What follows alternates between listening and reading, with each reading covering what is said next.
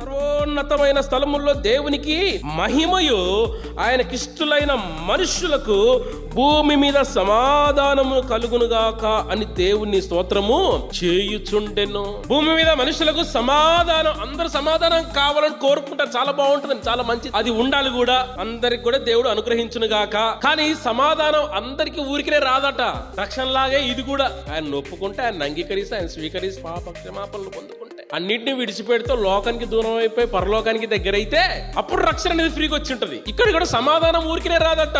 సమాధానము ఎవరికి వస్తుందంట అంటే ఆయనకిష్టులైన మనుష్యులకు. చెప్పండి, ఆయనకిష్టులైన వారికి సమాధానం. ఆదికాండం 6వ అధ్యాయంలోనే అందరూ పాపము చేసి ఉన్నారట, ఒక్క నోవహు మాత్రమే నీతిమంతుడు కనపడ్డాడంట. ఆయనకు ఇష్టముగా కనపడ్డాడు అని అంటాను నేను.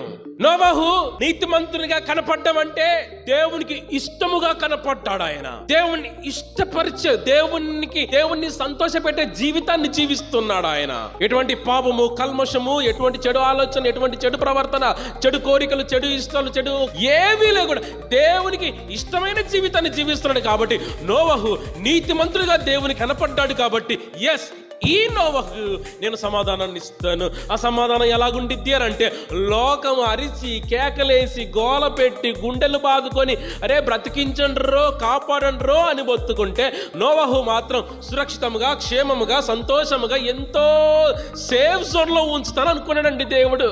నీతిమంతుడిగా, దేవునికి ఇష్టమైన వాడిగా కనపడ్డాడు. కాబట్టి నోవహు ఆ రోజు బతికి బట్టగట్టాడు. ఇష్టలైన వాళ్ళు గుండెలు బాదుకున్నారు, బయట కూర్చొని ఓడ తలుపులు బద్దలు కొట్టాలనుకున్నారు, కేకలు వేశారట, లాభం లేకుండా పోయింది.